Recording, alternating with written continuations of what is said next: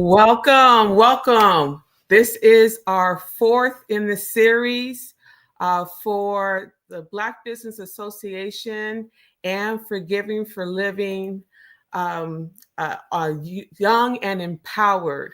And we're so happy to have our next guest from Southern California Gas Company to talk to us about power posing, all about body language and helping that to be our confidence, to supply our confidence in ways that we can utilize it for success in our business. So I'm excited for this conversation, and we look forward to your questions. You can pose them in the chat and get involved that way. But I'm going to hand it over to Wendy Gladney, founder of Forgiving for Living, empowering young women and girls. Wendy, take it over. Thank you, Sarah. I so appreciate you so much for taking out time today to partner with us and to have been our partner throughout this entire webinar series. We could not have done it without you. And as Sarah shared, my name is Wendy Gladney. I am the founder of Forgiving for Living. We've been around for over 25 years. Wow, that's crazy how much time goes by. But our goal and our mission has always been to empower young women and young ladies to become their best selves and to believe in themselves. And you know what? I want to say it's just so interesting because we do believe in generations and also helping one another from no matter what point you are. And our guest today, her mother was actually a speaker for us about almost 2 years ago. So it's very interesting in how we're keeping it in the family. So with that, and without further ado, I would like to introduce to you our special guest today. And as Sarah shared, she's going to talk about power posing, change your body to change your mind. With a bachelor's degree in business administration from the University of Arizona Global Campus and currently pursuing her MBA through Phoenix University, Kallie has cultivated a diverse and fulfilling career. Her 7-year journey with SoCalGas began with humble beginnings as a call center representative. Seeking to broaden her expertise, she gained valuable field experience as an energy technician.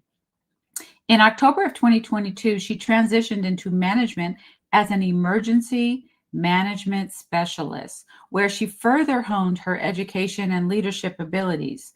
This growth enabled her to obtain her current role as a supervisor.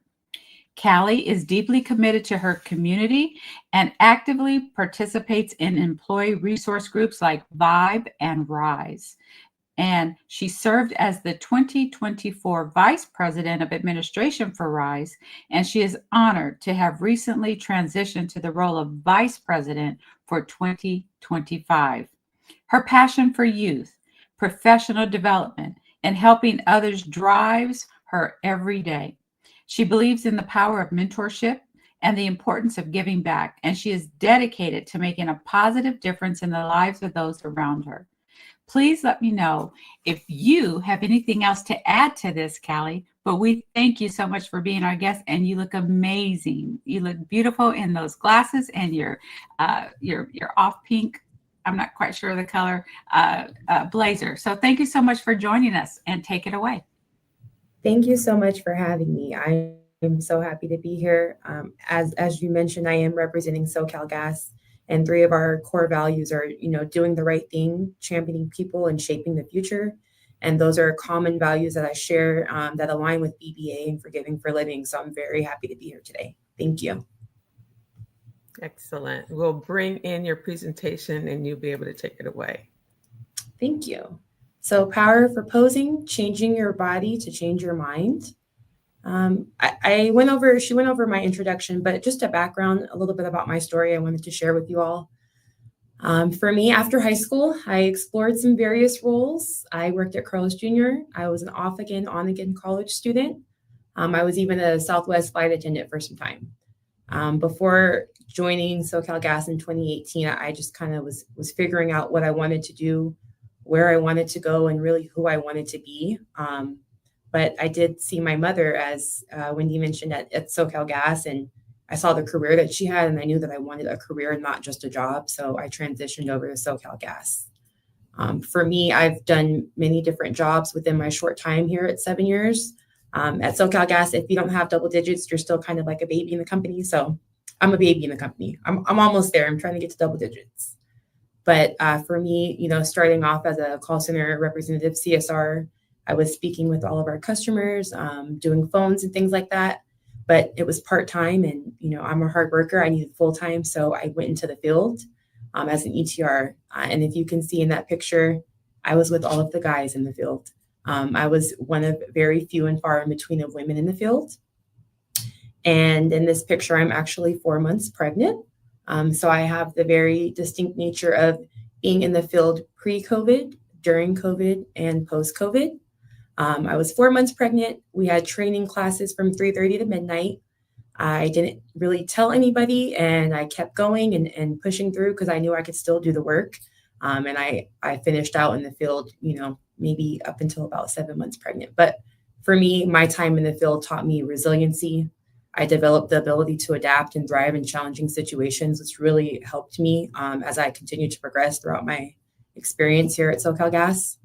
When I jumped into emergency management, I gained very, very invaluable lessons. I actually took a step back. I took a pay cut for experience, for knowledge, for visibility, for relationships, which are all very, very important and pivotal things for your professional development in a career. And I took that time, and I had an amazing boss who hired me and said, I want you on my team. And then he said, but I need you to go get your degree. So with that, I listened to him, which is key in growing, is listening and hearing and taking feedback and criticism of things that you need to do. And I went back and I got my degree. And I was able to transition now to CCC, Customer Contact Center Supervisor, in this role. And really for me, as you can tell in my picture, I've changed from outside clothes to now nice clothes. I have my pink suit on, and sometimes it was weird when I first started. I'm like, I'm so clean. I feel like I don't need a shower. Like, I don't even know what this feels like. I was used to being in the field, but power posing has actually helped me to transition. I even would take a look before I updated my profile picture. I would take a look at the executives. I would go look at the Miriam Browns, the Dina Ings, people within my company that I want to be like, that I strive and look up to, and how did they pose? What did they look like? So I was practicing my power posing before I ever knew what power posing was, and before I ever even had this presentation that I'm sharing with you all today. And just a fun fact about this presentation, again, I come from RISE. I'm the vice president of RISE, which stands for Recognizing the Importance of Empowerment and Strength of Women. We're also inclusive to our allies, but I was on a mentorship program, and each person has a month where they give a presentation. And I just happened to find this presentation, and I thought, this seems interesting and useful to me. And I didn't know, fast forward, that I would actually be using this in my own career. And I'll jump to that story later, but this is where this came from. So to see it grow and transition 2 years later to now me presenting to you all is very full and thankful and just amazing to me. When I was asked to do this, I'm used to teaching this on a Teams meeting, 10 to 15 people, maybe. I was asked yes. Wendy said no problem. And then she threw me a flyer that said Facebook Live, YouTube Live, and my stomach dropped. I don't know who's on here. I don't know who's watching. I don't know how many people are here. And that's probably very helpful for me in my power posing right now. But just to see this come full is very rewarding. And I'm very grateful to be here and speak with all of you. And I hope you can take something away for this. And also feel free, I want this to be interactive. If you have questions or comments, feel free to drop them in the chat. There is time for questions at the end. I'm open to anything and everything, and I don't want to be up here alone. So feel free to interact with me. So for a little bit about today, I want to start off with a brief icebreaker related to power posing and how this relates to walking in confidence with a power pose in all aspects of your life. Jobs, interviews, schools, friendships, relationships. You can use power posing every day. So today's presentation, I want to give some tips, tricks, things that you can use to strengthen your confidence through power posing, and really why it's important. I have a few videos that I want to share with you. And just for awareness, any video that I share in this chat, I will provide this with Wendy and Sarah as well. So this can be of use to you guys as well. And then we're actually going to put this into practice. So again, interactive. Hopefully you'll join me. Very quick, but hopefully you'll join me. So I'll go ahead and jump into it. The icebreaker for us, I want you to sit and really think and, self-reflect. When do you feel least powerful? At what time? Is it a setting? Is it with a specific person? Think about and sit with that and really analyze your feelings. For me, I feel least powerful when I'm new at positions, when I don't know something, when I'm just starting. The beginning stages of every new job for me is where I have high anxiety, where I stress out, and I usually stress out in my face, on my forehead, and it's just, you can see it. I don't know where or how to, but for me, struggling and least powerful feels like failure for me. And it's not a fun feeling to have, but I've learned that now, and I've assessed that in the beginning of every new job, nobody knows it all. However, on the flip side of that, I feel most powerful when I've mastered a job to the point where I can then train someone else, when I'm leaned on for help and understanding, or when I know that I'm really good at my job. So if there's anyone who would like to share in the chat when they feel most powerful, or least powerful, I feel most powerful when I've done my homework. I finished my homework last night at 11:55, 5 minutes before it was due. I felt very powerful. And when he feels least powerful in an environment that she's not familiar with. So very similar to me, right? When you're starting something new and you don't know, it's that unsettling feeling. But I have learned in strengthening my power posing and in analyzing myself, to be okay with being uncomfortable and welcoming uncomfortable. And, that being uncomfortable is a good place to be in because you're learning, you're changing, you're growing, and you're giving yourself the chance to be comfortable at something, and flex at something and master a new skill. So it's very exciting. It can be different for everybody. There's times when you might feel least powerful around a person. And so then you can really analyze your environment and why do I feel that way? And is that something that's I'm putting on myself, or is that something that maybe someone's making me feel? So if you really can sit and take the time to think about that, it doesn't matter your age. You can be the youngest, you can be the oldest, anybody. We all get those moments of insecurity, of questioning, of doubt, of thinking about it. So sit and have those moments where you're analyzing the why of it, write it out, listen to your body, see what that feels like for you. So with that, I have a quote. I'm big on quotes. And when I gave this presentation, I found this quote 2 years ago, and I had it as the background on my phone wallpaper. She was powerful not because she wasn't scared, but because she went on so strongly despite the fear. So it really stuck out for me because it emphasizes that true power stems from confronting and overcoming fear, not from its absence. It relates back to the icebreaker, reminding us that we frequently feel most powerful when we face our anxieties and problems with courage and with strength. But it's going to happen. You're going to have fear. It's not that it doesn't exist. The strong people just know how to exist within that fear, and they're comfortable within it. So I have a quick video. Give me a thumbs up. Let me know if you can hear the audio. I'm going to share this.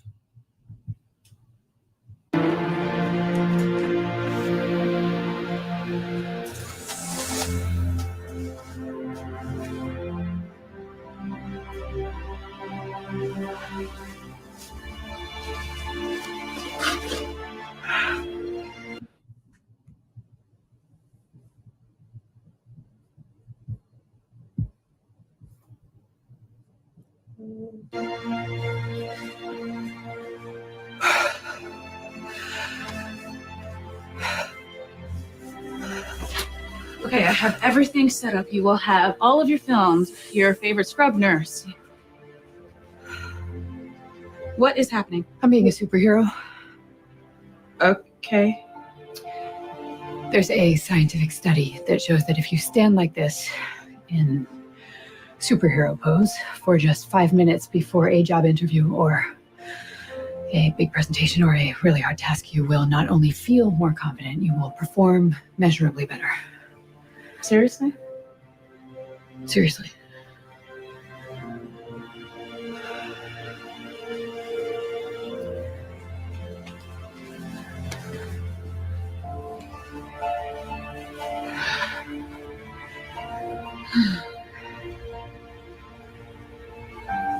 You feel it?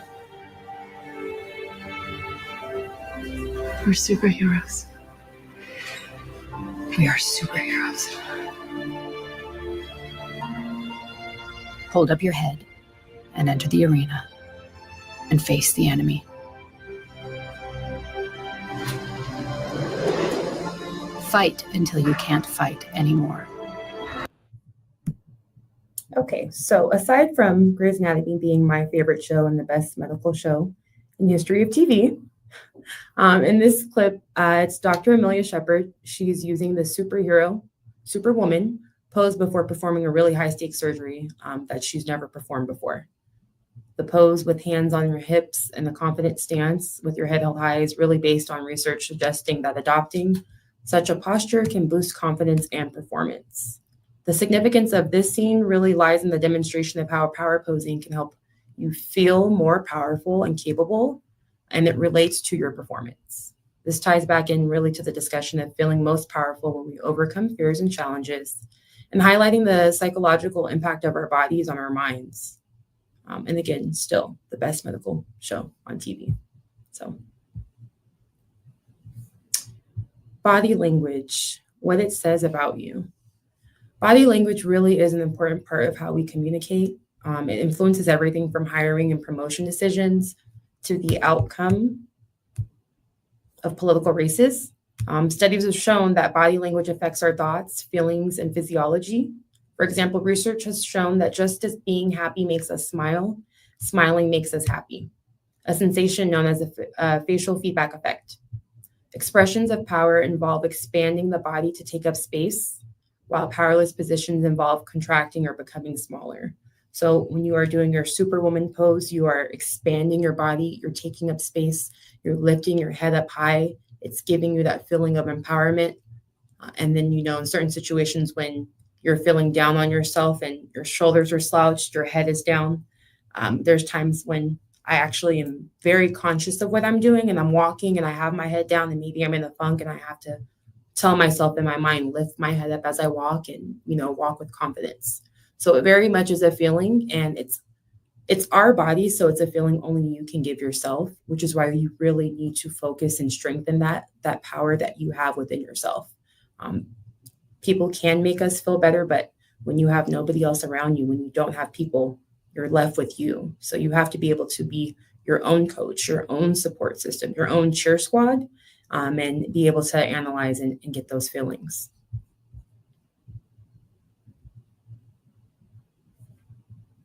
So I have another video. This is from a Lean-In talk by Deborah Grunfield. So I will go ahead and start this one.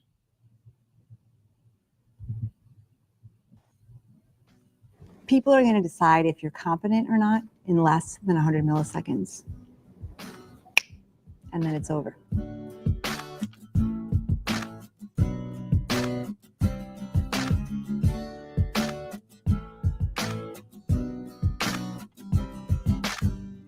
So I can trace my interest in this topic back to something that happened to me in the 1980s. Before I was an academic, I worked for a short time in public relations and found myself one day in a meeting at 9 o'clock in the morning with a very powerful entertainment industry executive. And he had a little refrigerator at the edge of his desk.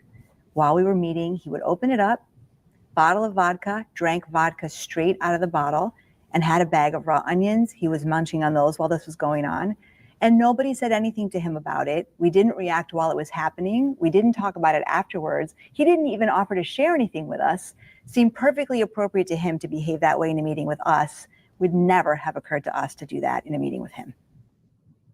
I want to talk with you about power, and I want to try to provide a new way of thinking about how to approach situations where you want to have impact. One of the things that I've observed in my work in this area is that most people, when they are trying to prepare for a situation where they want to have influence, go into a meeting or change somebody's mind, is they tend to think a lot about what they're going to say in that situation. So I'm going to suggest that rather than thinking about what you're going to say in situations like this, you need to think about what your body's telling people. When people are forming an impression of you, what you say accounts for only 7% of what they come away with.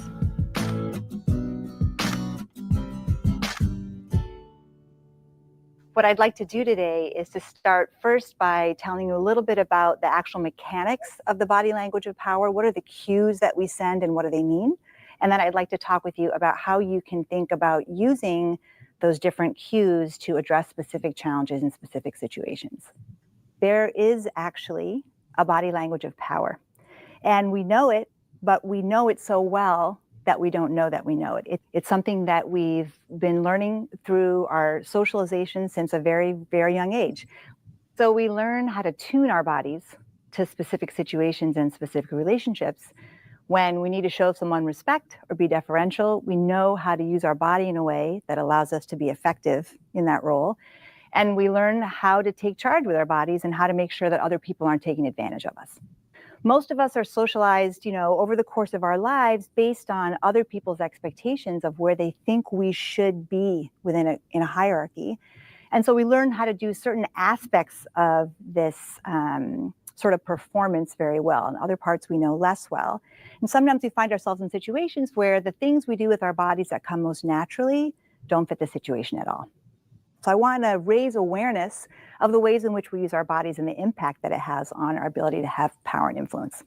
If you want to be strategic about acting with power, there are two objectives that you have to keep in mind. The first one is that you want to be able to show up authoritative, in charge, able to make. So I'll go ahead and add this video to the chat as well. I advise you to continue watching it. It is about a 20-minute video, very short, but a lot of good nuggets and gems that can be beneficial and of use. But it really gives you some thoughts about, what does authoritative look like to you in your posture? What does approachable look like to you in your posture? So Deborah Grunfeld is a professor at Stanford, and this was her lean-in video that she presented. And she really just explored how body language significantly impacts perceptions of competence and authority. She goes on really to explain people judge competence based 55% on your body language, 38% on your presentation, and only 7% on what is said. So that means 7% of my presentation today is going to be on what I'm saying. 55% is really my presentation. How am I coming off? Do I look confident in what I'm saying? Do I sound confident in what I'm saying? I'm mentally catching myself. I probably said way too many times than my mother would prefer me to. And then 38% on your presentation, what it looks like. Is it organized? How am I presenting? Things like that. She also introduces various power poses and discusses the psychological effects of emphasizing the importance for women facing gender biases at work. Things like, if a woman crosses her arms, she seems closed off. If a man crosses his arms, he seems powerful. Things that we have to be mindful of and aware of, because there is biases and unbiases that happen in the workplace, and that's common. The video also highlights really how adopting confident body language can enhance one's influence and effectiveness in professional settings. And she hones in really on two main points and objectives for properly using body language to change your impact. One is you need to be able to show up authoritative. And then two, at the same time within that, you need to be able to show up approachable. So you have to be able to demand authority and demand respect, but at the same time come off as approachable and be receptive, and really ensure that your message is being perceived in the way that you mean it to. So by mastering these two objectives, you can boost your presence and handle workplace challenges, or rather any challenge in life for that matter, with more confidence and ease. For me, I have learned to take notes. I have a lot of sticky notes.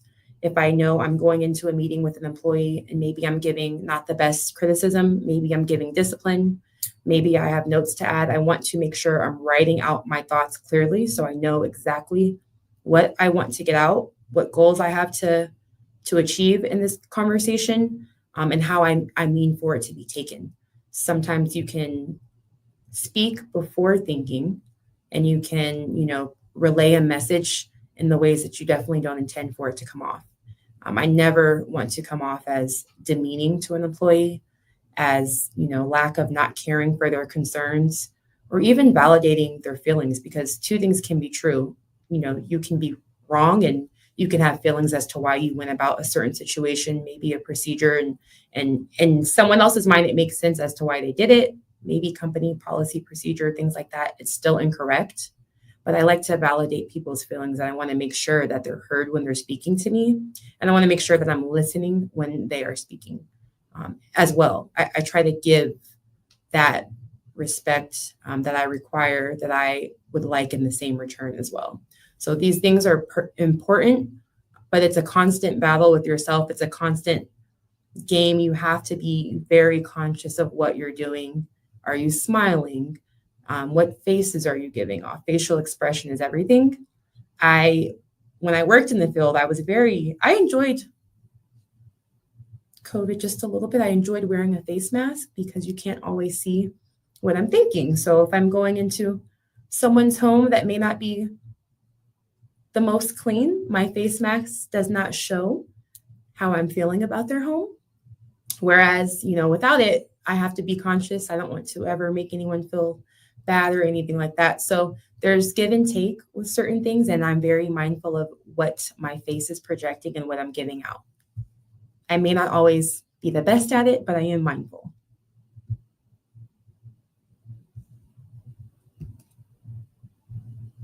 So really going into what that looks like, kind of like what I was talking about. Research suggests that posing can make you feel more powerful. One study found that holding power poses for 2 minutes increased people's confidence in themselves. A second study found the same result when power poses were held for 3 minutes. High stakes situations like job interviews, stressful social encounters, public speaking engagements, even conflicts offer great opportunities to practice reducing stress and increasing your confidence. I have a motto that I've taken with me along in my career, and it's gotten me this far. Acting confident. If you act confident, confidence will follow. And I can honestly say I am where I am today because 9 times out of 10 times, someone else saw something in me that I did not yet see in myself. It's to the point where, if I believe I'm Superwoman, I will act like I'm Superwoman, and eventually either you'll believe me too, or I very well will be. So I try to be mindful to walk with my head up. I try to take up space when I'm in a room, and take up space in a positive way. I like to add value in the room. I like to add impact. I like to leave with a meaningful impression when I'm in the room, not just taking up space to take it, but I really want to be present. Many people, very often women, we experience imposter syndrome. So just being able to know and be confident in what we're doing and why we're there, and feeling that way. So approaching high stakes situations, with dread or executing them with anxiety, and leaving them with regret sometimes is taking away from that power pose. But if you feel it, I want to leave without the anxiety. I want to leave with no regrets. I want to leave here today and say, I got out every point I wanted to make. I said every word on my slide that I wanted to share with y'all and feel confident in what I'm doing. So that is my goal by the end of this. I'll let you know if I succeed. Power posing for just a minute or two can increase both your confidence and enthusiasm in these difficult situations. Simply by, acting in a way through challenging moments, you'll build the organic confidence in your expertise and your abilities. It's important to point out as well, the only person that you're tricking is yourself. You're tricking yourself into having the confidence to reveal those skills, the knowledge, and the competencies that you already possess. So it's just channeling and gaining that within yourself to work that up and build it and know that it is within you. Building your confidence is something that only, again, like I said, we can see. Right now, you may not see my heart pounding as I'm speaking to you. You may not see my body shaking or my leg underneath this table because I do have nerves, but I am portraying visibly, hopefully, confidence to you. So it's things like that it may look like that you don't always see. When you go into an interview, you may execute your interview, you may finish it with flying colors, you may have hit on every note. And by the time you get to your car, you're sweating underneath your blazer. It's, just stress and nerves everywhere, but that's something that nobody else sees but us within. So we're going to practice, if you can, we are going to look at 5 power poses. We're only going to take 30 seconds. 2 minutes, 3 minutes of you staring at me and I can't see you just isn't fair to any of us, mostly to me. But take a look at these poses and pick one. So the president pose is when you sit back in a chair with your hands behind your head and your feet popped up in a desk. This is relaxed yet dominant posture, and it can help you feel in control. The CEO pose, and I like this because it's a woman, and at SoCalGas, I have a woman CEO, Miriam Brown. This is relaxed yet dominant, and it's a stance that helps you feel in command, and it can influence how others perceive your leadership abilities. The performer. It conveys confidence and readiness, and it's often used by individuals before a performance or a presentation. Take it or leave it. This pose signals the person is confident and unbothered by the opinion or decisions of others. I tend to use this with my son, my 3-year-old son. Take it or leave it. These are your options. And then you have the Superman, but for us today, it's the Wonder Woman. The Wonder Woman pose projects confidence and dominance, and it's helping to boost your feelings of power and assertiveness. So I'm going to put my timer on. Take the one that you would like. We're just going to do 30 seconds. It's going to go really, really quick. It might be uncomfortable, but pick your favorite one. And I am going to do the Superwoman. So as you're doing this, think about how your body is. How are you positioned? How are you feeling right now? Have you ever done this before? Have you done this without even knowing you were doing it? 10 more seconds.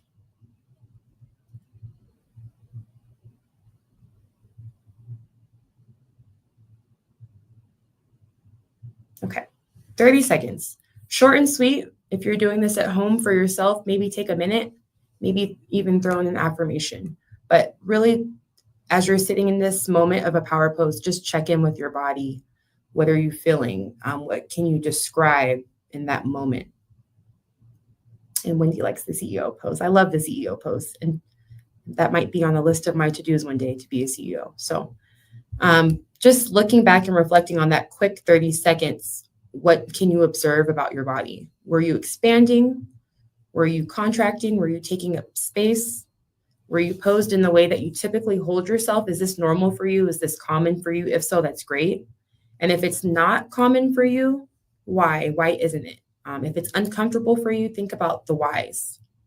What connections did you find between your body language and how you felt?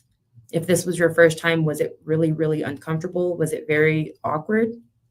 What do you learn about your body language that may come in handy for the future? So typically when I'm doing this, it's about 10 to 15 people. We're actually staring at each other. Michelle said she feels like she can conquer the world. And I like that. I like that feeling of walking into a situation saying, I got this, I feel good, I'm going to execute this. And that's really what power posing is all about. It's giving yourself that confidence, and it's the feeling. So conquering the world is an amazing feeling. Hopefully that's what the CEO.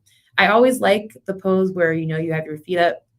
It seems a little bit cocky to me, but it's like if my feet are on the desk, I know what I'm doing. I'm good at my job. I'm probably pretty important. So maybe one day I will try that pose. It seems a little bit too much. I had to come in here. Yes, that was mine. Okay. I always like that one. I've never done it. I haven't gotten there. So now I'm asking myself, why haven't you done it? And why does that make you feel uncomfortable? Mm-hmm. Yeah. But you are a lovely CEO. So that makes sense. Thank you for that one. All right. So as we were talking, when can you use it? I'm sorry, I'm going to shake my hand so I can get the light back in the room. When can we use it? High school reunion, a public speech, an internship, a presentation like this today with me, with all of you. Maybe you're applying for college, you have exit exams and interviews and things like that. I really want you to take time to think about a situation, maybe drop it in the chat, and I'll share with you guys my first encounter with power posing. So as I mentioned, this came about when I was in the mentorship circle and I was given an opportunity to present. I presented this to my team, but I didn't really have a time of when I knew I would use it or need it or practice it. I just thought it was something of interest to me, especially with knowing I wanted to develop as a leader and, in management. But maybe 2 or 3 weeks after I gave this presentation, I got hit with the 2023 Arrowhead snowstorm out of San Bernardino, California. If you are aware of this, it was the craziest event that we've ever experienced. Lake Arrowhead snowed in, people were stuck. Homes, were unfortunately being lost. Meters were going out. It was very challenging for us, the gas company. So I got tasked with being the planning chief of this event. I was managing this emergency situation. This was my first time ever being planning chief. I was also new to this role. I had started October of 2022. This occurred in January of 2023. I was at the point where I was now leading and giving direction to my boss, to directors, people above me, and even my peers and executives. So it was very uncomfortable. This was very new for me, and it was very, very stressful. And if you remember in the beginning, I hate being new at something. I hate when I don't know anything. And not only am I new at this role, but I'm in front of everyone. This is public. This is large. I'm on camera every day in meetings. I'm leading groups of people in person that I have not yet worked with. So I was on basically Jump Street, front and center, having my first least powerful moment. But my boss at the time, who normally would have been doing this role, was out of town. And we had a running joke. Whenever our boss went out of town, something in the company would break. I felt like he had a ticker or a clock and he knew when to leave. But I had called him and he said, Kallie, I want you to do this. I'm confident you can do this. You got this. You're going to be fine. Text me if you need me. So just that little pep talk of him. And again, people see something in you when you don't see it yourself. I'm like, okay, he chose me. I can do this. But I found myself using my power pose. We had meetings every single day, again, in person, and then also virtual on Teams with, 6, sometimes 300 to 350 people jumping in on these calls and looking at me to give direction and to lead and to ask these questions. So I was put into a position I had never been in before, and I had to sit at the head of the table in these meetings next to vice presidents and executives. And I had to act like I belonged at that table, and I had to pose like I was supposed to be there. So this was probably one of the most highest levels of anxiety for me, but I was so fortunate to have this situation. And I called on my circle moderator at the time, Anne Marie, and I said, I'm in this role. I think I'm power posing. How weird is this? I didn't even know I was going to need it, but here I am and I'm using it. And I also called on people. I called on, women that I have, mentors, and said, hey, I know you in this department. This is what I need. I don't know what I'm doing. Can you help me? Sure, no problem. So I relied on my resources. I relied on amazing women in my company. I relied on my mentors, and I asked for help, and they helped me to succeed. So it was amazing full circle moment for me. And it's nice. When I first presented this story of when we can use it, I didn't know when I was going to be using it. And now today it's my flashback story of how this all came full circle. But I really challenge you to think about a situation when you could have used this, a situation when you were using this and you had no idea. And really just a flash forward on my career, this kind of was like a trajectory for me. This was really how I got my name in the air, how people began to recognize who I was. I began to take up space in my department. I began to take up space in my organization, and I really began to make myself known in a way that I wanted to be known. It was totally up to me and how I was driving it. And I had an executive who told me, Kallie, when you run a meeting, when you're on a virtual setting, no matter where you're at, you need to come on camera. This is how I prefer it with me. I think you should do this at all times. And I took that lesson as well. And I made sure every time I ran a meeting, I was on camera to the best of my abilities. Now, maybe I had on a blazer and pajama bottoms, who knows? But to the best of my abilities, I showed up on camera, and I just really carried that pose with me. I sit with my arms up. I have my legs crossed, and I'm demanding space at my table, at my seat, wherever I'm at. And it does help me feel a way, and I hope that it implements the way that I come off as well. So I, for one, really can attest to the power of posing, and it's really led me to where I'm at today, which is amazing. I challenge anybody to work on that, to think about that and see how you can do that and what that would look like for you in any shape, way, or form. So one more video for you guys, 3 tips to boost your confidence.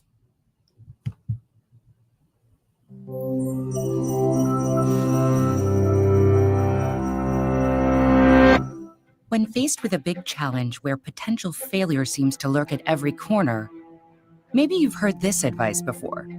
Be more confident. And most likely, this is what you think when you hear it.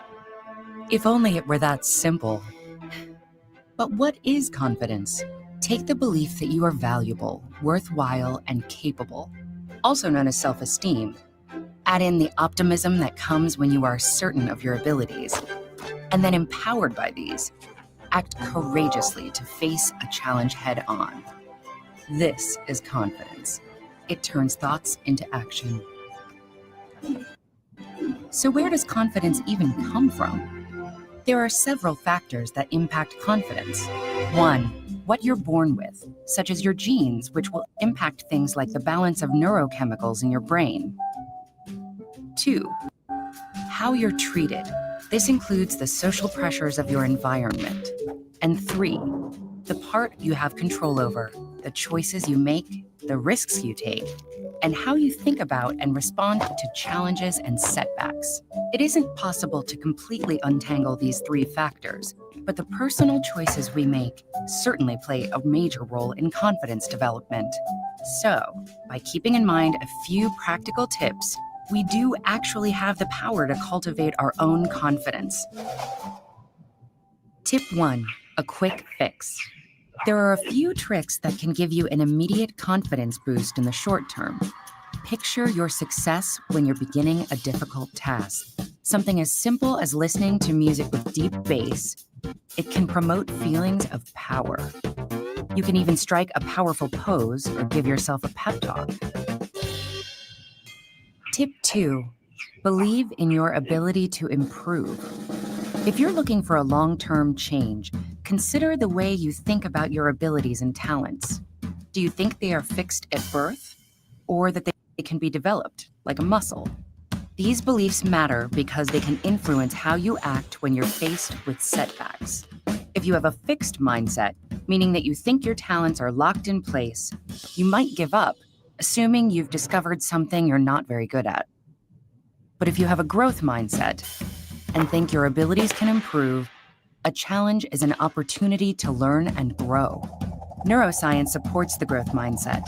The connections in your brain do get stronger and grow with study and practice. It also turns out, on average, people who have a growth mindset are more successful, getting better grades, and doing better in the face of challenges. Tip 3, practice failure. Face it, you're going to fail sometimes. Everyone does. J.K. Rowling was rejected by 12 different publishers before one picked up Harry Potter. The Wright brothers built on history's failed attempts at flight, including some of their own, before designing a successful airplane. Studies show that those who fail regularly and keep trying anyway are better equipped to respond to challenges and setbacks in a constructive way. They learn how to try different strategies, ask others for advice, and persevere. So, think of a challenge you want to take on. Realize it's not going to be easy. Accept that you'll make mistakes, and be kind to yourself when you do. Give yourself a pep talk, stand up, and go for it. The excitement you'll feel knowing that whatever the result, you'll have gained greater knowledge and understanding. This is confidence.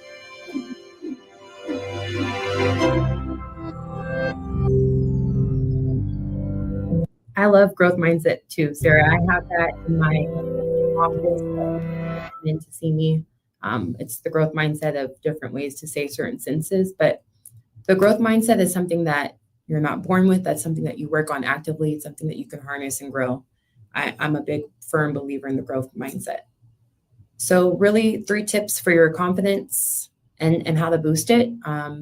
Practicing self-affirmation by reminding yourself of your strengths and your achievements.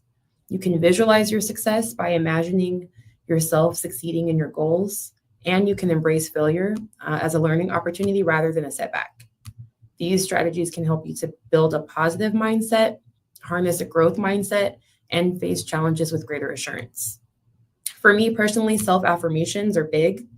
I give myself pep talks in the car. I talk out loud. I had to give myself a pep talk this morning. I said, it's going to be a great day. I'm going to do an amazing job. I got this. I can do this. I actually had to hype myself up for today. I have a theme song that I listen to before every interview. It's called Won't He Do It by Corinne Hawthorne. I have like an 82% success rate, by the way, but any job I didn't get, it wasn't the one for me. And then I pour self-affirmations into my son. So I've recently joined him in saying them out loud. My son says he's kind and he's smart and he's a good boy. And so now we look into the mirror and I say, I'm kind, I'm smart, and I'm a good mom. And then visualizing your success, really defining your goals, write it out, write it out, write it out, write it out. I'm so big on this. Write them out, make it specific as you want. You're going to be the CEO one day. You're going to be the director one day. You're going to be the manager. You're going to open your business and have this many subscribers. Whatever that looks like for you, define your goals. And even give yourself those short-term and long-term goals. In 6 months, in 12 months, in 3 years, I want to do X, Y, and Z. I told myself by the time my son is 5, I want to have my master's degree. He is 3, almost 4, and I should be done by next year, Lord willing. So I'm on track. Create a vision board. So for me, I had to change my background just to show you guys today, but I have a background of pictures. I created a vision board 2024, the beginning of the year, and this was all goals for me. And today I can say that collage on my phone are now all photos of my accomplishments and my successes. I had my bachelor's degree on here. I had a girls trip. I had Rise. I had my health, my wellness. I had a picture of women climbing and building each other up. And today I am a mentor in 2 different groups. I really wanted to grow and build people up. And then I also had myself enrolling in my master's degree. So I was able to do all of that last year, complete my bachelor's and enroll and just knock those out. But it was amazing to see and put that in my forefront every single day when I looked at my work phone. And it gives you that why of what you're doing when you're tired, when you're down, when you're sad, when you can look at why you're in that position and what you're fighting for. Those visions really help you. And just imagine the details as well. So visualize the steps that you're going to take, the challenges that you're going to face. Think about plans B, C, and D if A fail, and always plan out your worst and best case scenarios, your resources, and who you're going to rely on. And then embracing the failures is one thing I really love from that video. It's something I'm learning and I'm actively practicing every single day. I thrive on my successes. I thrive on my accomplishments. I enjoy meeting my deliverables. I enjoy getting the wins. I'm very competitive, even when it comes to volunteering. National Family Volunteer Day, I think SoCalGas came in 2nd place. This year, we're going to come in 1st place. Think about your successes. But it's truly, really the setbacks for me, the disappointments, the closed doors. It's the no's that you're going to hear that have really generated deep learning in myself, deep growing, self-reflection, and the resilience in me. So be okay with that. Know that it's going to come. I'm someone who will openly share my failures. I can laugh at myself. And I pride myself in knowing how to pivot and change the narrative of my story. So when I have those failures, I'm going to shift, whether that's the goal, whether that's the outcome, or whether it's the work that I'm doing to get there, be able to pivot.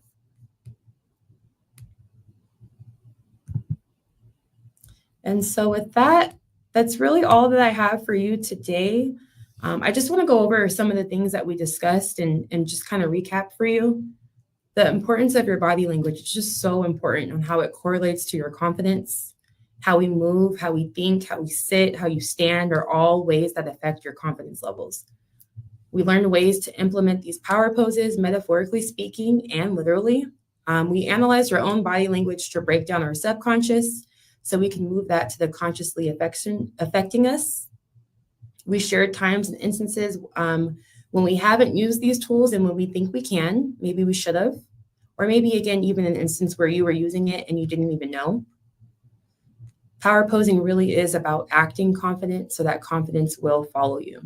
It's internalizing the feelings of power from these poses that will help you to be the best version of yourself, even in high stakes situations. It's about increasing your personal power by allowing your body to persuade your mind into feeling confident and open. And when we're in this state, we can access and bring forth our best qualities and abilities for what we need most. We can be present and we can take up space. Really consider any upcoming high stakes situations maybe that you have in your life. How can you use power posing before the situation to help you bring your fullest, most confident self?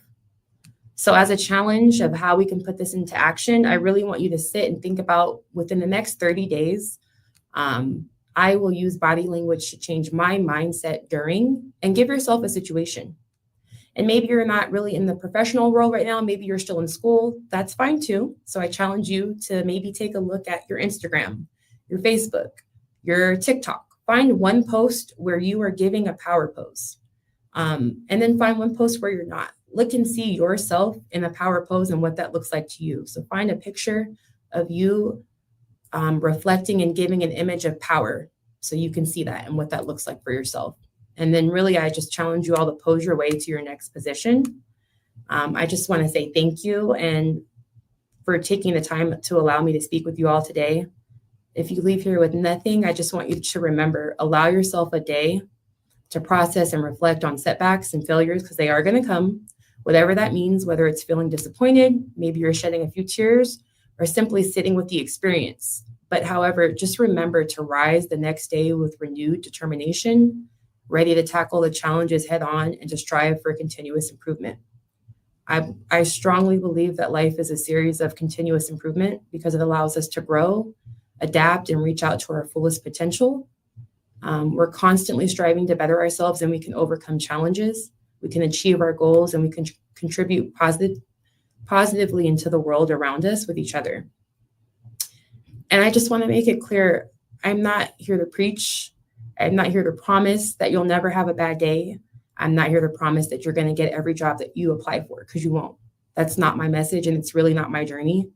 My message is that even when you have doubts, even when you have questions, remember that you belong. Remember that you're capable. Remember that you deserve a seat at the table. So hold your head high, take up space, take your place, because you absolutely belong there. And as the Vice President of RISE, I want to emphasize the importance of making room for others to join you at the table, for other women to have a seat at the table.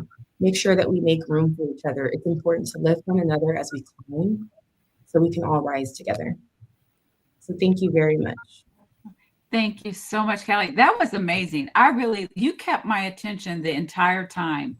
I really believe that your combination between the videos, your conversation, the exercises that you had us do, everything was so on point. And I took a lot of notes because I do believe in writing. I love my notes. I'm a note person.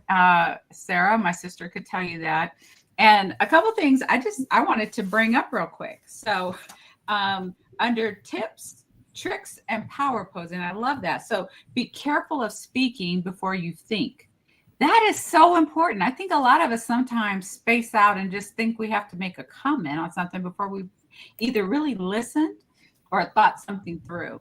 And then also, I love the part about how you looked to some of the people that were maybe in a higher level at your company as an example for a picture or a pose or something like that.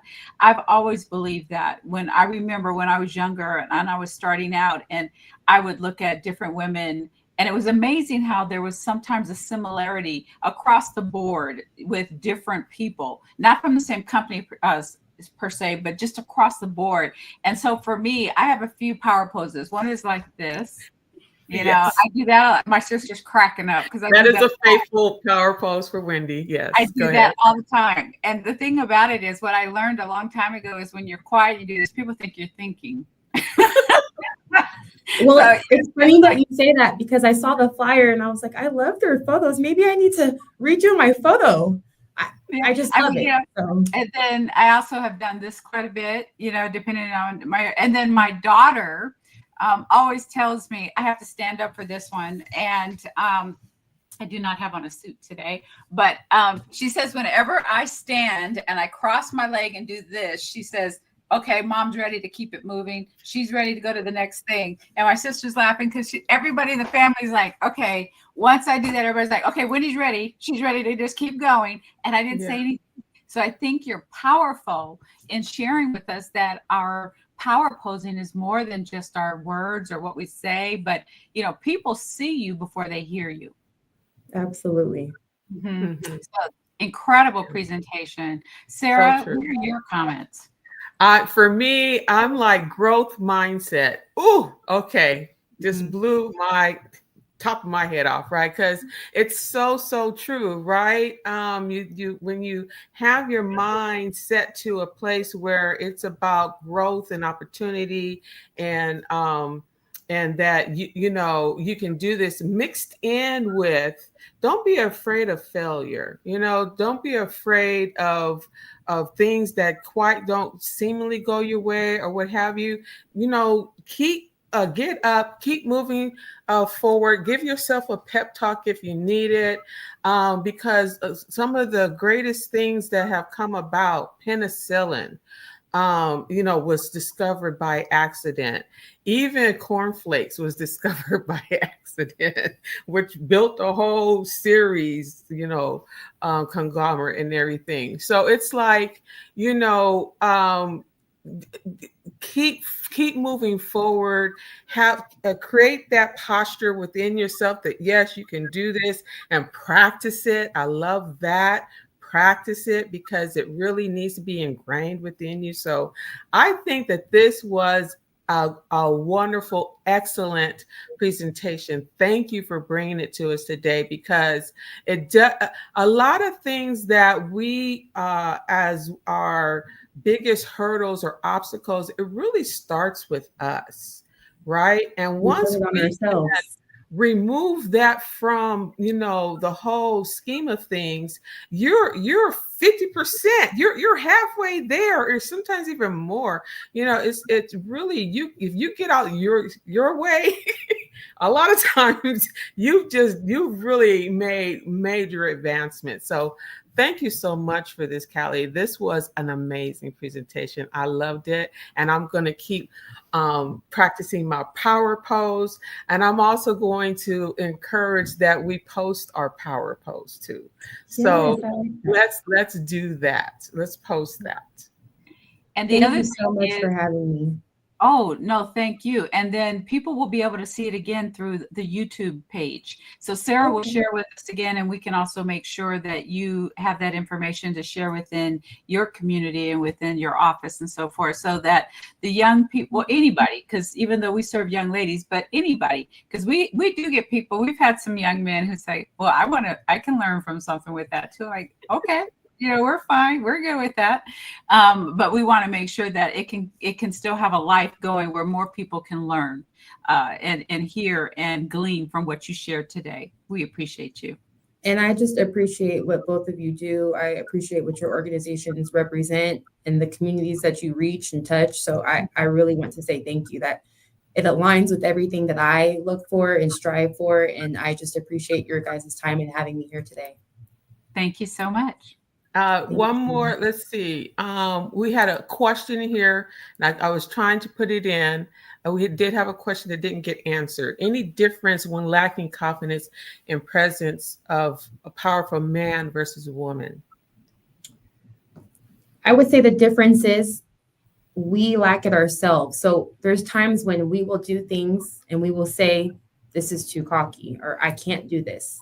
Where a man will go on and do it with no problem, no hesitation. So there is a difference because we put it on ourselves and we think I shouldn't do that. There's a study that also shows a woman will have 9 prerequisites for a job, not 10, and she will not apply. A man will have 3 and he will go and apply for that job. So it's actively being mindful of yourself when you're critiquing yourself and when you're lacking that confidence, that it's you doing it, not anybody else. Being mindful of that and saying, you know what, let me just try. Let me just apply. You know what, let me speak up and say my thought. Maybe the only thing I would say is, again, think before you speak, because the way that you portray it, you want to make sure you're putting it out in the way that you want to. And we don't have the luxury of always saying what's on our mind as we so, willingly choose. So be mindful of it, but always speak up, always take up that space and be confident in that. Awesome. Well, thank you, Denise Riley Davis, for that question. Thank you for everybody for tuning in today. Again, be able to continue to view it on the Facebook and YouTube page for the Black Business Association, as well as Forgiving for Living. And Forgiving for Living and the BBA can be found at forgivingforliving.org. And the BBA is bbala.org. Again, thank you so much for joining us today with your presentation. And we just want everybody to go out there, be uplifted and encouraged by the information you received today. Any closing remarks, Wendy? And do your post today. Oh, yeah, do your post. Wonderful. Okay, we will see you guys again for our next presentation when we announce that soon. So thank you for joining us today. Bye-bye. Bye-bye. Thank you.